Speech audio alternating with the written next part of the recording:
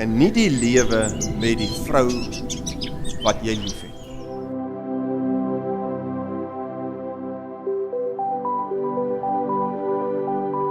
In midde van die sorge en probleme van die lewe wat almal van ons maak kwel op een of ander manier, is daar die oproep. Geniet die lewe. En dit sluit alles in.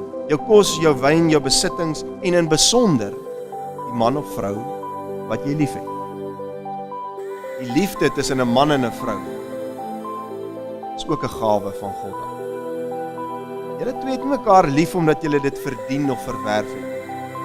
Julle het nie mekaar lief omdat julle so goed en eerbaar is en liefde verdien. Julle liefde vir mekaar is eintlik 'n geskenk van God af. Geniet dit. En onthou, 'n geskenk van God word minder as jy dit vir jouself hou en meer as jy dit uitdeel.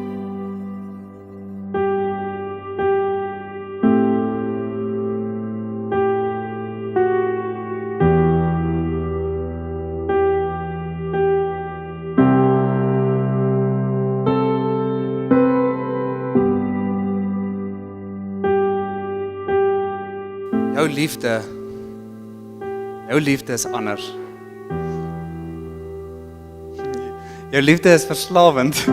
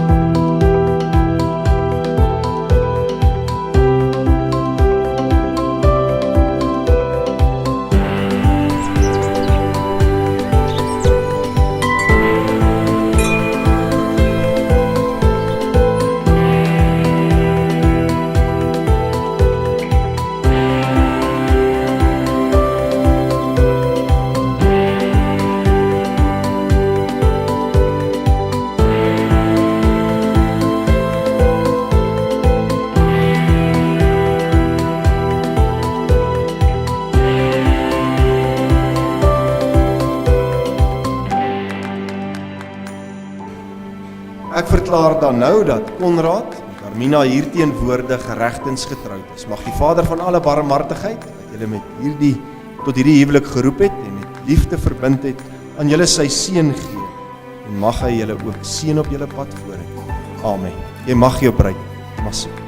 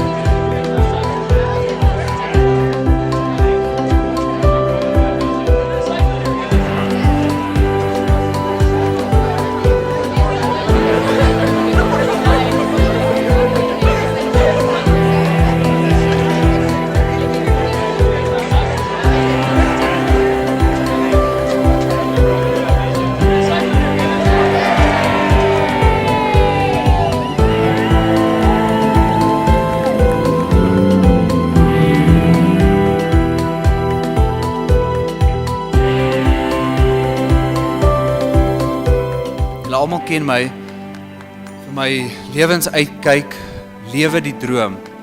Vandag verander lewe die droom na lewe saam die droom.